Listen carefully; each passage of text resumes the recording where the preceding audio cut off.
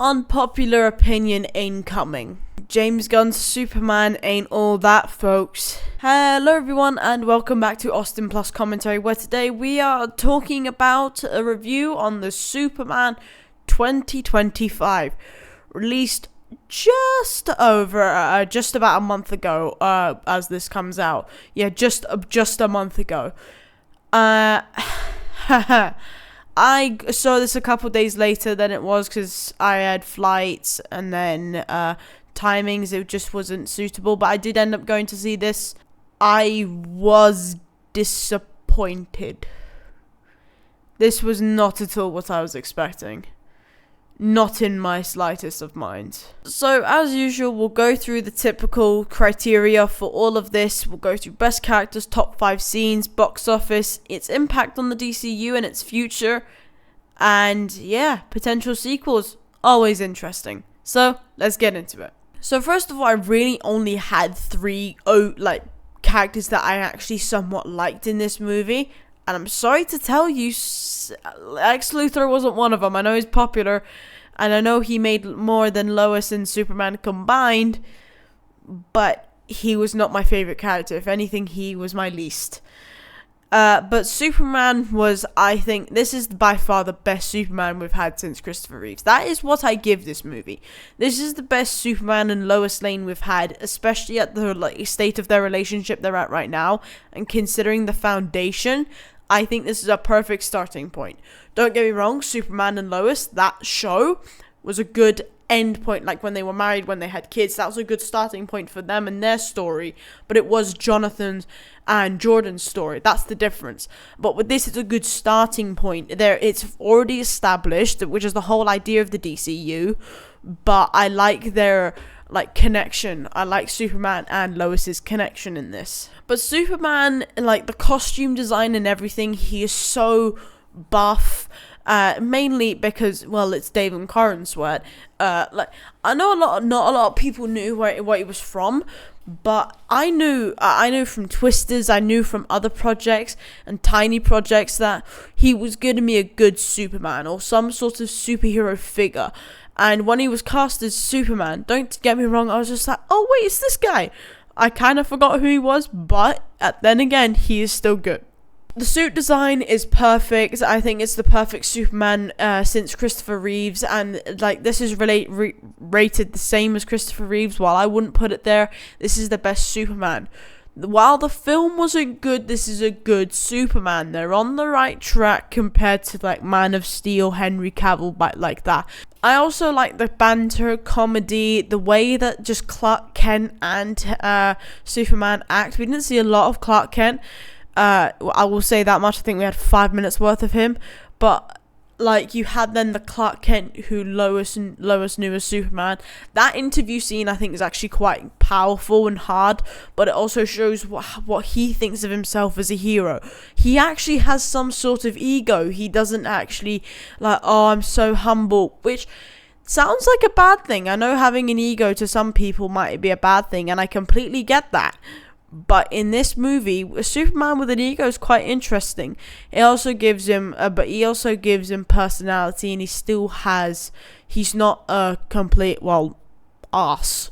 My second favorite character is Lois Lane, because Lois Lane she's a very different version. I mean, they have just started dating, but their journalist style, the way she acts, she's very fierce. She's very, she stands out. She stands out as a Lois Lane. We've had quite a few. I can't name the actors, but I know Rachel I'm not going to say her last name, mainly because I don't want to butcher it.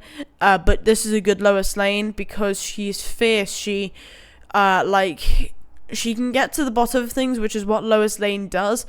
But she can hold her own. The whole idea around Superman and Lois is that Superman will always be there to save her. But in this movie, it was very much Lois was on the hunt to try and save him.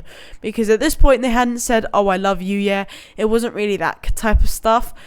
So I think that's, again, a really good foundation for both of them. I rate Superman and Lois at the very much the same. But on a superhero scale, obviously Superman goes way up. Personality scale, I give it to both of them. Now, my other favorite character was Mr. Terrific. Mr. Terrific I thought was actually quite funny, mainly because of his banter with the whole of the rest of the Justice Gang. Even saying that makes me gag. But the Justice Gang, with the whole, like, Mr. Terrific, oh, we're called the Justice Gang, oh, we're not called that. I think Mr. Terrific has such a deathly face, if you get what I mean. He's got no personality. Like, deadpan, that's what I'm looking for. He's got a personality, but he's got a deadpan face. So when he says stuff with such a deadpan look, it comes off as funny. Don't get me wrong, he was comedic, but he's also smart. There's a scene I'll get onto in a little bit. I couldn't find proper images, but it is the same image as what I've just used, but I'll explain later. Also, Mr. Terrific just looks really cool, let's be honest. Now, there was 5 scenes. Now, I kid you not, I spent about half an hour trying to figure out which one my favourite was, because there was none that I actively liked to a certain degree, but these are ones that I thought stood out for this sort of universe. But here we go. Number 5 was the void scene, or the pocket dimension scene, whatever you want to call it. I call it the DC void. Like the battle between Ultraman, and then you meet Metamorpho, and then you meet Joey the child. He was cute. I don't care if he was green, so was Shrek, but he was cute. But also you meet Metamorpho. Now, I know the Justice League. I know all of the variations. Now, Metamorpho, that interpretation was one of the best we've ever had. I will say that. Like the powers, the way he uses his powers, and his personality is very shy, he's very ashamed. I think that's a perfect way to interpret a character like Metamorpho. Absolutely amazing. I'll give that to James Gunn. I think, I'm going to be honest, with this whole movie, the only issue was the story. The characters were fine. I think Lex Luthor needed a bit of help, but overall, they were fine. The characters were fine. The plot was just weak as. Number 4 is when Lois actually goes to seek help from like Mr. Terrific, and then they go to like this camp where the heat signature came from, where they transferred, and then Mr. Terrific just goes, stay in the bubble for like 5 minutes, and he just obliterates everyone with like his T-balls or terrific balls, all of which sound wrong on a multitude of levels. But I think it's more for comedic purposes, especially with the music in the background. I just think that's really funny. So this is very minor. So I like this scene, and it was quite memorable. But I'm gonna be honest, it's one of the scenes I remembered from this movie, which was very few. Number 3 was actually the very beginning scene, not when he's in the snow, but when he's taken back to the ice, like the Fortress of Solitude. The robots, now they are quite comedic, very James Gunn-like.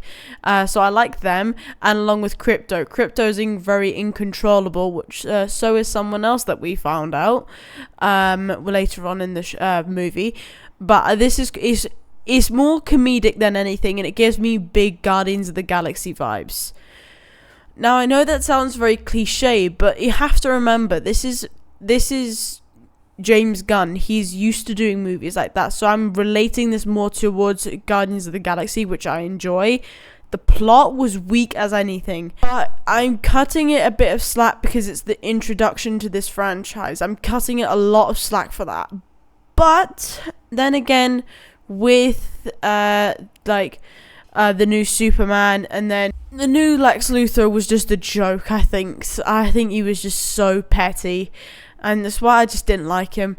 But this snowy scene was actually quite comedic, but because the robots, they have no consciousness, and then Crypto's just an insane dog, and then Superman's just not respected. That's a very Guardians of the Galaxy banter. My second to last scene was like, I like Nathan Fillion because I've just rewatched The Rookie. I really like it, and I like Nathan Fillion. Just cut that haircut off. Bald me. Nothing wrong with being bald. Look at Lex, but just not that Beatles blonde haircut. You couldn't have a worse haircut. But like the conflict, not the conflict almost, but like you can see there's some sort of tension between the group. They're very new, but I didn't know the Hall of Justice was established in this. I was very confused by that. But this photo or this scene of the photo on the screen was one of the best ones, especially because Hawkgirl's just so dismissive of Green Lantern until obviously the very end. Metamorpho wants to join the team, and he goes, I'm not too sure you're ready for the Justice Gang. That's a cool name. You're in, because no one likes it. That's quite cool. Again, banter. I think that comedy and banter is why I somewhat lean toward I give it a chance, because this is James Gunn. He's still finding his groove, because it's literally a whole new universe. Scrap Aladdin and his whole new world. This is a whole new universe.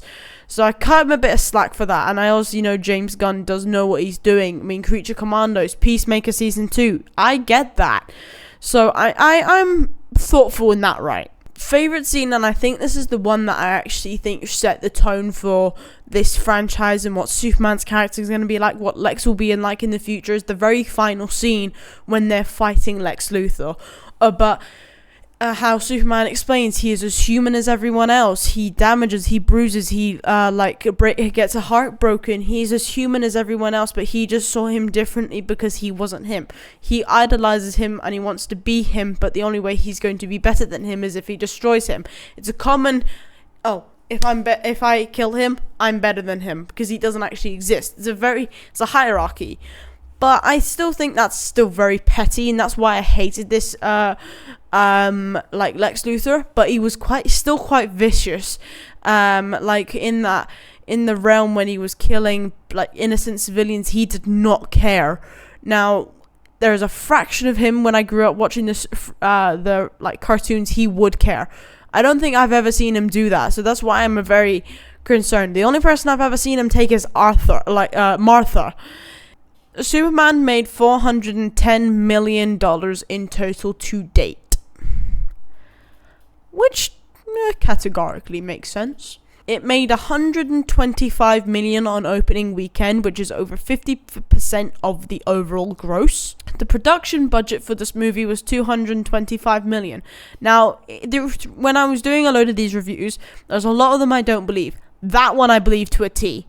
The set designs, the suits, the actors, everything. I believe that. I believe that is so true. That it was 220 million. The CGI and everything. I believe that. The worldwide box office is 1.8 times the production budget, which isn't great at this stage of the movie. To me, that's not great, but then again, this is just a month. But when I made this was about 2 weeks after. So I will say that's actually pretty good for where it's at. It probably would have changed by 2 weeks, but yeah. This movie has been played over 4,200 times per week since its release, which is only 2 weeks. So this has been played 8,400 times in probably every theater around the world. What the fuck? I don't know how many cinemas there are. I know there's a few where I live, but that's a lot. But there's obviously a question of what is the impact on the DCEU. Now, as of right now, all it does is set a foundation. There's not much going on with the DCEU right now because it's still new. It's still a baby. It's still an infant. There's nothing there. There's 2 projects. Another one coming at the end of August, Peacemaker Season 2, and then you've got another one you have to wait till next year. That is a big gap. I think a couple fillers, like series, would be good. Not just Peacemaker, but this is still very new, so that's why you need to cut it some slack in just that aspect of that. It doesn't have that much of an impact because there's not much to it, but James Gunn's definitely got a lot up his sleeve. If you want to learn more, go and check out the Future of the DC Universe video. It'll be at the end of this video as a link. A popular question is that will there be any sequels? Now, the end of this movie did actually confirm there will be a sequel. Obviously, Supergirl 2026, The Woman of Tomorrow. It is said to release September or June. It might have been pushed to June. Definitely June. In June of 2026, Supergirl is said to make her not official debut because she made her debut at the very end. It wasn't a post-credit scene either. It was just the end of this movie. She made a debut. Incredible. Pretty good. And the way they've shown a poster and the way they've shown what she's like, I definitely think this will be a whole new type of Supergirl we'll see. And instead it's Superman protecting her, not Supergirl coming to protect him. So that'll be very interesting to see the very different personalities in that. But my overall review is that this is a starting point. It was not great, to say the least. It was I struggled to make. It took me a day or two to think of my opinion. I'm not that big of a fan on this movie. I'm not gonna go and watch it again. I hope more. I hope you have him in some sort of team, but a better villain. Or Lex in a super suit, something like that. But it's a good foundation, but its plot was so weak, it was terrifying, and just sort Lex Luthor out. But without further ado, everyone, that is the end of today's video. I do hope you all enjoyed it, and if you did, please leave a like and subscribe, and comment what you would like to see on the channel. Yes, I didn't cover any reviews because mainly they're only to see what negative people think, but I've shown my negative part, but I also know so many people like this movie. And the positive ones you'll see on billboards and stuff wherever you go. So I'm not gonna do other reviews because I know what that's like.